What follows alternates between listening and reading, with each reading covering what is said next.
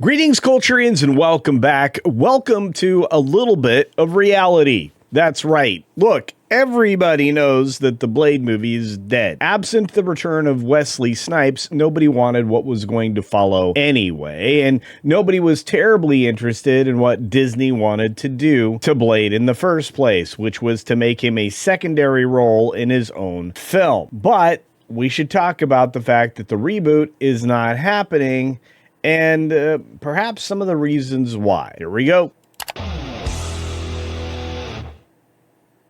Now, before we get started, just a real quick reminder, double check you're still subscribed down below. If you're not, hit the subscribe button right now, turn on that bell notification icon and select all notifications. That way you don't miss anything. I do dozens of videos and live streams every single week, and more content will be on the way from even my additional channels, which will be released this month. So you're not going to want to miss stuff, and this will be a great place to, well, keep up. Let's jump on this because Jordan Rumi did it again over at World of Real and started covering the reality that is Marvel, which is an absolute disaster. Kevin Feige has let it into the ground because of the messaging and the direction that he chose post-Endgame. But Marvel's Blade reboot is not happening at all.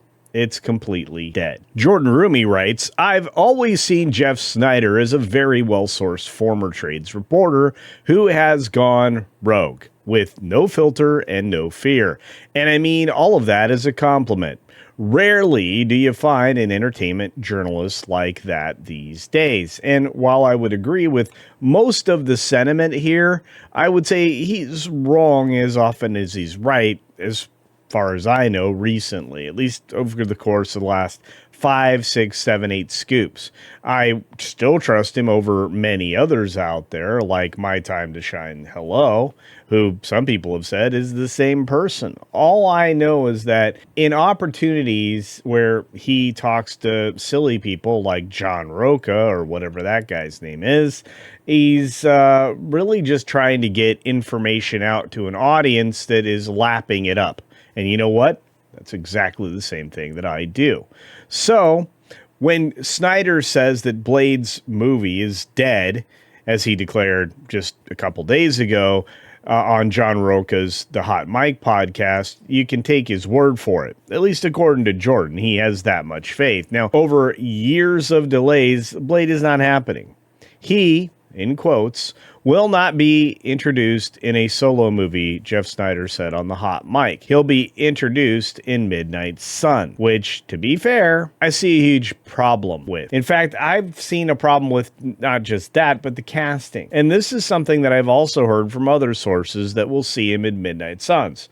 I'm okay with that if that's what actually happens, but I think the only actor that can play this character is still Wesley Snipes, despite his age, and presenting him with Midnight Suns makes the most amount of sense. The Midnight Suns movie is a supernatural, occult-focused superhero team that has been rumored and discussed for years.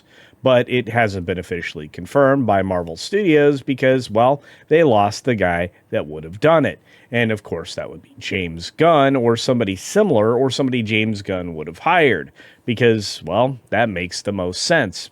Heck, Marvel might even go out and get that Gillespie fella who's going to create the drunk Supergirl film that I think is going to be an absolute failure. But hey, that's just me. There's no official cast, director, or release date announced yet. The key characters would be Ghost Rider, Moon Knight, Doctor Strange, Elsa Bloodstone, and Blade. So there you have it. Blade, the long gestating, frequently rewritten, possibly cursed MCU reboot, is no longer alive.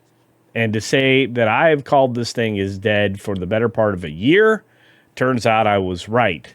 Because nothing was moving forward and anybody that was interested bailed a long time ago. They've lost multiple directors, multiple writers, and now sounds like maybe a few actors in the process. Multiple rewrites, casting changes, strikes, director exits, Pierre and Delroy Lindo both out of there. Mia Goth, Mahershala Ali still seem to be attached, but I'm actually hearing that may not actually be accurate anymore.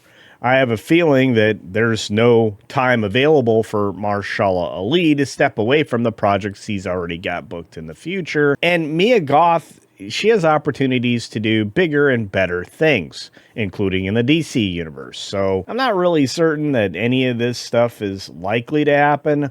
All I know is that costume designer Ruth E. Carter's period wardrobe for Blade had been repurposed for Ryan Coogler's Sinners, which did remarkable business, largely in part to how it looked, and the fact that it surprised many people as a leading horror contender, and one that really has a good chance of at least winning an award or two. The film cycled through no fewer than 6 writers: Michael Green, Stacy Osei-Kuffour, Michael Starrbury, Beau DeMayo, Nick Pizzolatto, and now Eric Pearson.